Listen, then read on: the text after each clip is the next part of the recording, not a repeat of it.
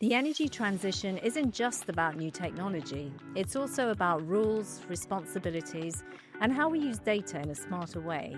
Today, we're asking, how can regulation keep up with AI and actually enable the energy transition instead of slowing it down? This is Powering the Future, a podcast series brought to you by Smart Grid Forums. One planet, one power grid. Joining us is Kristofer Fröjd from Ellevio to talk about where AI fits into the digital transition and what smart regulation should look like. Kristofer, thank you so much for joining us today. It's great to have you on the podcast. Thank you for having me and being here. Fantastic. So, Kristofer, before we dive into the questions, I'd just like to understand or give our audience an understanding of your role and responsibilities within Ellevio. So perhaps you can give us a few words on that. Yeah, sure. So I have the role of Senior Vice President, Strategy and Business Development, and I've had it for 5 years and part of the executive management team. But I have almost 10 years at the company, and before that, actually, I did some consulting work. So I think I know the company and how it has progressed along the years quite well.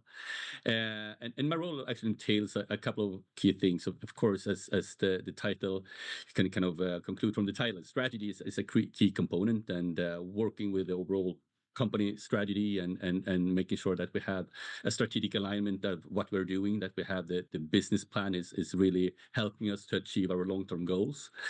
Another part is M&A, mergers and acquisitions. So we have had that on the agenda for the last 8 or 9 years, actually. So we as an industry in Sweden, we have 160 grid companies. So it's a very good opportunity to do some consolidation of the market. Another part, new business development, and I think that is maybe the most fun one. So being kind of to be a bit of innovation. So what's happening in the short and midterm and long term. So what are our bets on battery or energy storage, hydrogen or offshore wind? So how to position Ellevio in the right way to be able to capture value and helping our customers in the best way. And the last part is our non-regulated business. So a couple of years back, we started a company called Ellevio Energy Solutions, which is one of the leading companies when it comes to large energy storage in large-scale energy storage in Sweden. And that company has also invested in a virtual power plant or optimizer and offering power as a service solutions to data center and industry players and transport companies. So it's kind of a broad role and working quite a bit both with internal stakeholders and external customers and stakeholders. Right. Okay. Yeah, it sounds very diverse and also very innovation-led. So very exciting. So, Kristofer, in terms of where we are in the energy transition at the moment, I think we're at a fairly critical point right now. The pace of digital development is really speeding up. What are some of the priorities within Ellevio, the priority projects that you're working on to aid the energy transition? I mean, I think we are in a electrify everything era, and just the beginning of it. And what we can see in the last couple of years, we can see an increased demand for customer connection of large industry projects, and also transport companies are trying to electrify their fleet, and that of course affecting us as a grid company, as an energy company. We also have a changing regulatory environment that is affecting us, and also we need to understand that to be able to do the right type of investments at the right place to get the right benefits of the energy system. And the last couple of years, I mean, I think affecting everyone, AI. So we have a big transition, not just to build more grids and new grids and to leverage flexibility in the grid in a better way, but also leverage technology and AI. And I think that is something that is really interesting. It's kind of uncharted territory for everyone. So that is something that we have started to work with, but I expect in the upcoming years we need to accelerate even more in that space as well. Right. Okay. I'd just like to pick up on the regulation aspect of things in terms of how you're navigating, how Ellevio is navigating the regulatory landscape. What are your national commitments, and how does that compare to the European-wide regional commitments for regulation? If you're a grid company, you need to it's big part of that is not just steel and copper. It's regulation. So the regulatory environment is crucial, and it's of course affecting how we are investing in our grid and in our company. The regulatory model is changed. We're going to have a new regulatory period in 2028, which is going to be quite a big change compared to the existing one. So currently we have had a one that is focusing quite a bit of our capex. So it's about building the grid, and now we're moving towards some more total expenditures. So it means that we need to be even better to utilize or flexibility in the grid and innovative solutions. So it's not just about building grid. It's going to be more catered toward how to maximize the output of the grid. And Sweden is connected. We have several neighboring countries, so we are a connected grid. So the whole, of course, European regulatory framework is affecting us, of course. And I think, all in all, I mean, regulation is good, but it's kind of it's kind of, I'm a movie guy. I'm a movie buff. So I think regulation is kind of the script. So if you have a good script and you have good actors, it's going to be a really good blockbuster movie. But if the script is a bit off, and even if you have the good starring movie actors, not going to be a good movie. And I think the regulation has a crucial role of being that perfect script. And currently we having some issues with the regulatory environment that we're seeing, that especially it comes to a couple of areas, but especially when it comes to the returns. So the weighted average cost of capital, we're seeing a figure that is extremely low. It's, I think, what I mean, a couple of days ago, it's 1.771. So with that type of returns, of course, we will not have an energy transition. So that is kind of the key question: how to work with the regulator and politicians to understand how to have a long-term, a balanced regulation that really helps Sweden as a country to invest in the right type of infrastructures when it comes to the grid. So that, I think, is a key component. Okay, and so the regulatory environment is changing. You're at a pivotal point with that right now. What excites you most about what's ahead with regulation? How do you think the new regulation is really going to propel utilities forward? I think a couple of things.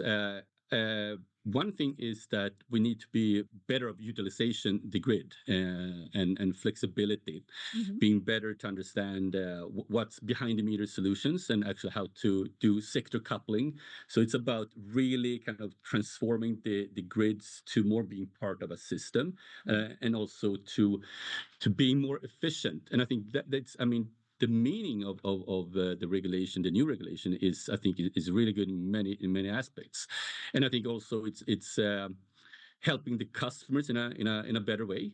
And sometimes I think we have been more silo oriented. Now with the new regulation, it's more including of system thinking and digital thinking, in a sense. So I think it's good. But looking back, I think one of the challenges has been that a regulatory period of 4 years sounds kind of long, but it goes fast because we are in an infrastructure business, and parts of our grid is more than 100 years old, and just our cables is 80,000 kilometers of cables, which is 2 laps around the globe. So I mean, it's to balance this kind of big mass and new technology components and grid and customers and changing dynamics. You have EVs and everything, and it's difficult. And I think the regulation can not always be kind of in the first row, so to speak. Sometimes you need to challenge the regulation a bit, and understanding that sometimes maybe the change needs to come before the regulation. So it's kind of we always need to help each other to because again, with the wrong regulation, you're going to have the wrong output. So it's got to be a partnership model, basically, with the regulator. Absolutely. Yeah. Now, you mentioned AI. I think everyone's excited about AI. Some people are fearful of AI. Where do you sit on AI? We started the journey quite early in after ChatGPT actually were released, and I think we have had the right approach. We have been always curious. I think that is part of our DNA, but also been again, we are a bit reluctant to doing pilots. Pilots should be able to do if we can really scale them. And the AI landscape has changed so much. So we have been in a more exploratory phase, so to speak.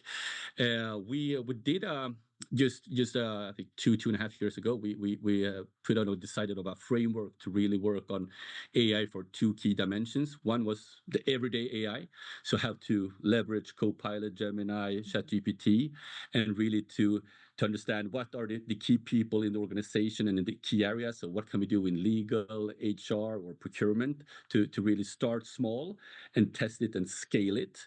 And then we, about a year ago, we started with a more game-changing one. So how to really increase, for example, machine learning in our prognosis forecast, how to use AI when it comes to connection process or predictive maintenance, and those type of more game-changing activities are more difficult. We have actually, to be honest, been struggling to see the full potential of it. But also one of the key learnings is the data. You need to do the right type of investments to get the right type of value, and not just go to the LLMs or the transformer code. You need to have the right data.